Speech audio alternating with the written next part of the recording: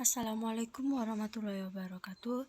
Perkenalkan, nama saya Nur Hasanah dari Universitas Islam Riau, Prodi PGSD kelas 1C dengan nomor NPM 2169173. Oke, baiklah, saya akan menjelaskan tentang perkembangan anak SD.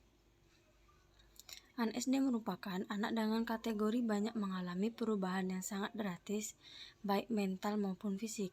Biasanya perkembangan anak SD pada umur 6-12 tahun. Perkembangan fisik. 1. Perkembangan fisik pada kanak-kanak dicirikan oleh variasi yang cukup besar. Variasi ini mungkin karena jenis kelamin, etnis, genetik, hormon, gizi, lingkungan, atau penyakit yang diderita.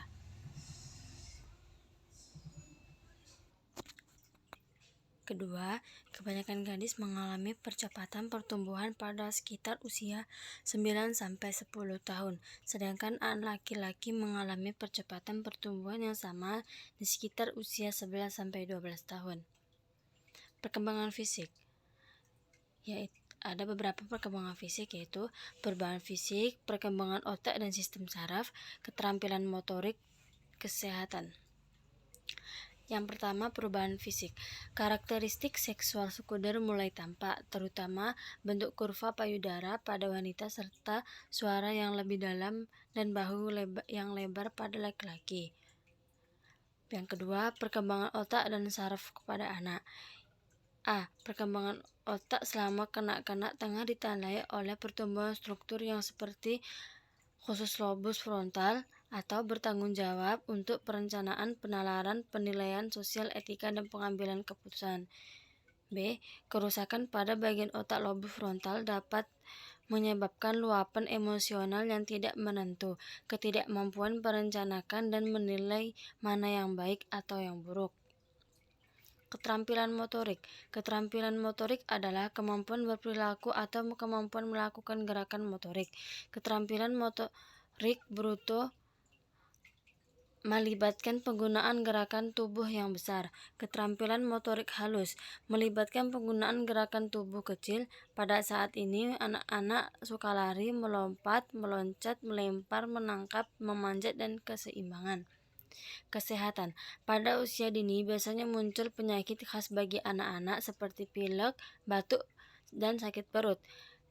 Penyakit utama bagi anak-anak usia sekolah adalah sama seperti penyakit utama bagi anak-anak muda, yaitu influenza, radang paru-paru, kanker, HIV.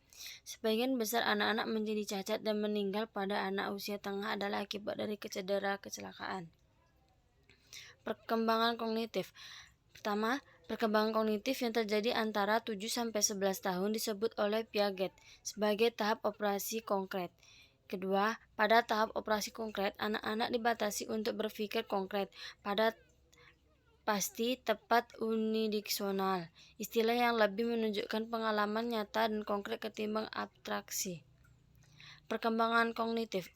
Ingatan anak dapat mengingat lebih banyak ketika berpartisipasi dalam pembelajaran kognitif, di mana pendidikan diawasi oleh orang dewasa, bergantung pada rekan-rekan berinteraksi, berbagai merencanakan dan mendukung satu sama lain. Anak usia sekolah juga mulai memperhatikan metamemori atau kemampuan memahami sifat memori, memprediksi seberapa baik seseorang akan mengingat sesuatu. B. Anak yang cerdas. Kecerdasan anak, kapasitas kognitif yang merujuk pada pengetahuan, adaptasi, dan kemampuan seseorang untuk berpikir dan bertindak secara sengaja. Konsep diri. Yang pertama, kebanyakan laki-laki dan perempuan mengembangkan rasa percaya diri yang positif, seperti dalam pemahaman, pemaknaan, dan pengendalian diri. Kedua, unggul dalam satu bidang memberikan kontribusi untuk merasakan keseluruhan harga diri dalam dunia sosial. Harga diri, pengaturan diri, dan kepercayaan diri anak pada akhirnya membentuk sebuah konsep diri atau self-concept. Kognisi sosial. Yang pertama, kognisi sosial adalah pemahaman mengenai asumsi-asumsi tentang sifat hubungan atau inferensi sosial, proses sosial dan perasaan orang lain. Yang kedua, Hubungan dengan rekan memainkan peran utama dalam menentukan golongan yang tepat atau fine tuning kognisi sosial pada anak usia sekolah. Hubungan keluarga yang pertama, hubungan keluarga biasanya melibatkan unsur-unsur orang tua mereka, kakek, nenek, saudara, dan anggota keluarga besar. Kedua, masa kanak-kanak tengah adalah tahap transisi, fase ketika orang tua mulai berkebagi kekuasaan dan pengambilan keputusan dengan anak-anak mereka. Tiga, anak-anak mengalami peningkatan tanggung jawab selama masa kecil menengah. Hubungan keluarga. Kualitas hubungan. Kebanyakan keluarga modern memerlukan pendapatan ganda untuk memenuhi kebutuhan. Anak-anak mungkin bertanya mengapa orang tua mereka memilih menghabiskan waktu yang begitu singkat dengan mereka. Kedua, komunikasi yang langsung jujur antara orang tua dan anak-anak dapat mengurangi keprihatinan apapun atau gangguan yang muncul. Ketiga, orang tua harus memastikan bahwa mereka benar-benar menghasilkan waktu yang berkualitas dengan anak-anak mereka. Persahabatan.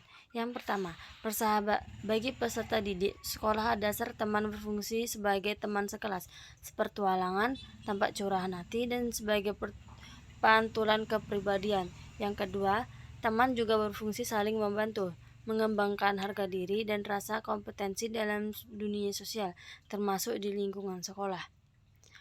Tekanan teman sebaya. Yang pertama, peserta didik yang paling rentan terhadap tekanan teman biasanya mempunyai harga diri yang rendah.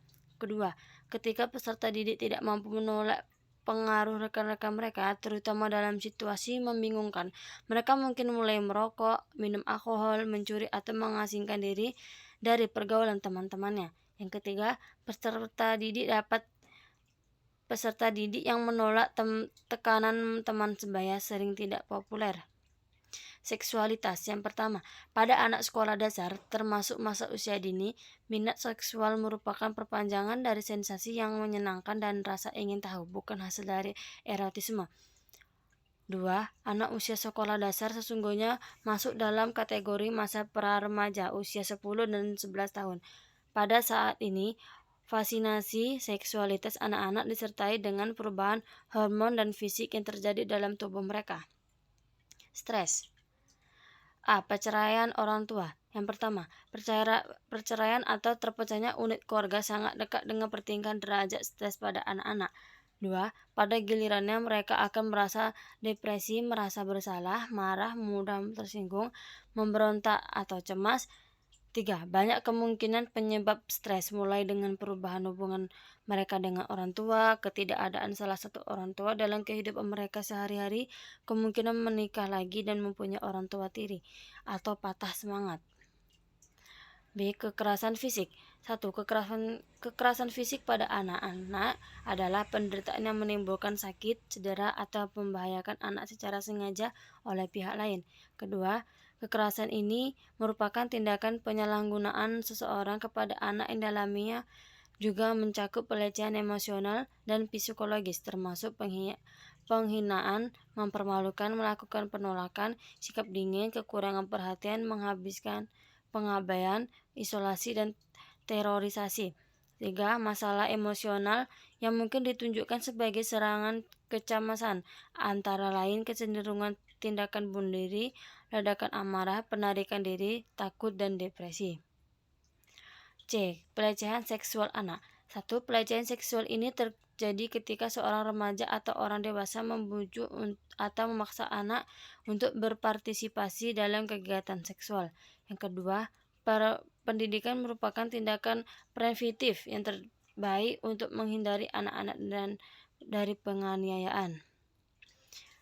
Oke, sekian, terima kasih. Assalamualaikum warahmatullahi wabarakatuh.